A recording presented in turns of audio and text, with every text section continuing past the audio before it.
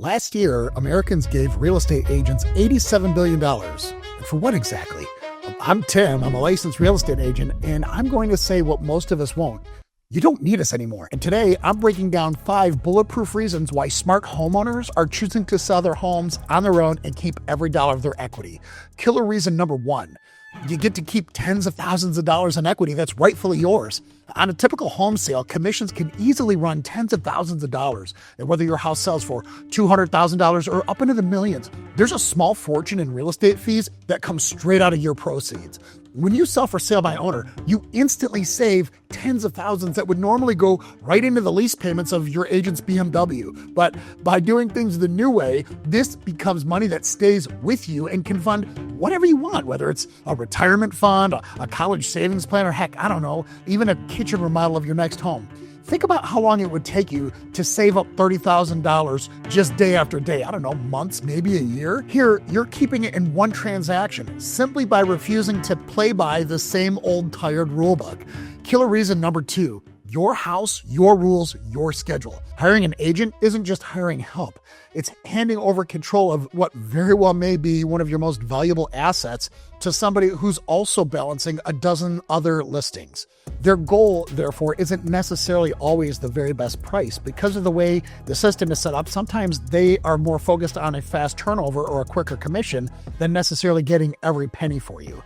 Now, as it relates to open houses, agents love them because hanging balloons and brewing coffee looks like hard work, but the real work, which is knocking on 50 doors or circle dialing every neighbor within 3 blocks, or even personally inviting neighbors who might know someone looking to buy, well, that's the invisible preparation that you can do that will truly fill an open house with buyers. And without it, you're just providing rent-free office space for an agent to sit around and eat the cookies that you bought. Now, showings do not get me started on the circus act that agents expect. Leave for 2 hours with 15 minutes notice. Hide every sign that you actually live there. Make your bed like it's a hotel. Take your dog to the park in the rain because Fluffy might distract your buyers. And if you let them, they will often end up treating your home like a museum instead of the place where you're trying to work and cook dinner and maybe help your kids with their homework. Now let's talk about pricing. When it comes to pricing, I've never seen so much hocus pocus in my life, short of when my mechanic tried explaining to my wife why an oil change suddenly requires replacing half the engine. It drives me insane when I see other agents pull numbers out of thin air, add their gut feeling to this, and then slap on a price because it feels reasonable and inoffensive to the seller. They would rather comfort their customers with a lie than offend them with the truth. And meanwhile, your house sits for months, carrying costs pile up like unpaid bills, and you're stuck in limbo wondering how long your life stays on hold while their whole pricing experiment fails. So here's the good news. When you sell your home yourself, you control everything. Showings happen around your plans. Pricing decisions are based on your goals and actual research. Negotiations happen directly without playing telephone tag through an intermediary whose incentives might not even align with yours. This is all about ensuring every decision serves your interests, not someone else's timeline. All right, killer reason number 3. The secret sauce isn't so secret anymore. You see, for decades, agents controlled one thing, and that was access to information. They had exclusive access of the MLS. They had an inside network that knew which homes sold for how much and how long it took. And that certainly did more to justify their fees than what we see today because, well, the internet came and really leveled the field almost completely. Today, you can pull up sold data, market trends, neighborhood comps on your phone in under a minute. You can actually see what's actually closed, not what was just listed. And I don't know, MLS access? It's not so exclusive anymore. For pennies on the dollar compared to a full-service brokerage, even a flat-fee MLS service will list your property on the local system that feeds Zillow, realtor.com, Redfin, and every other major site. So you walk away with pretty much the same exposure as any agent-listed property for a small fraction of the cost. Add in some professional photos for a few $100s, legal forms from a local attorney or a title company, and throw in a $50 lockbox, and you've just replaced the agent's toolkit for under $1,000. The reality here is the tools that once justified $30,000 in fees are now inexpensive, they're accessible, and they're relatively easy to use. The advantage that was once locked behind a license is patiently awaiting for you in your browser. Killer reason number 4.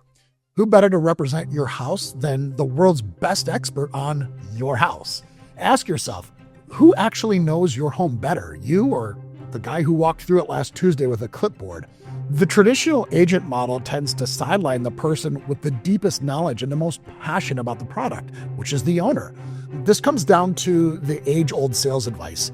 Amateurs sell features, but masters sell benefits. So an agent who's been in the home for an hour, sure, they can talk about square footage or bedrooms, but only you can talk about what it actually is like to live there, what it feels like to wake up there, what it looks like to have 4th of July there. You see, when buyers ask about the neighborhood, you know the real answers, the quiet mornings, the friendly neighbors, or the routes that save 5 minutes on the commute every day. When they ask about the home, you can explain the upgrades, the quirks, and the little details that made you love it in the first place. You don't need to sound like a salesperson. In fact, you really shouldn't. Buyers respond to authenticity these days. They're not just buying a structure here, they're buying the story of a home that's been cared for. So your lived experience is your greatest marketing asset, and no agent can ever replicate that. Okay, killer point number 5. The rules to the game have changed. Legally. You see, back in 2024, a series of antitrust settlements restructured how agent commissions are handled across the U.S., which has led to the single biggest shift in the way modern real estate is transacted. See, under the old system, sellers were expected to sort of pre-offer payments to the agent representing the buyer, regardless of quality of performance. Among other things, this model kept commissions artificially high. So under the new rules, sellers are no longer required to offer that compensation through the MLS. So buyers now sign written agreements with their own agents and negotiate their fees directly. In plain English, the sellers aren't automatically on the hook for both sides of the transaction anymore. And that change gives you leverage. You can decide whether to offer a buyer agent fee, offer less, or offer none at all, depending on your market and the quality of the offer that the agent brought to you. This industry is a huge vessel. Now remember, the real estate industry is like a really, really big ship, so it turns more like a freighter than a speedboat. So these repercussions are still working their way throughout the entire system. But what's beyond debate is that this is a new era of transparency, and it shifts power back to the person who actually owns a property. And congratulations, if you're watching this, that's probably you.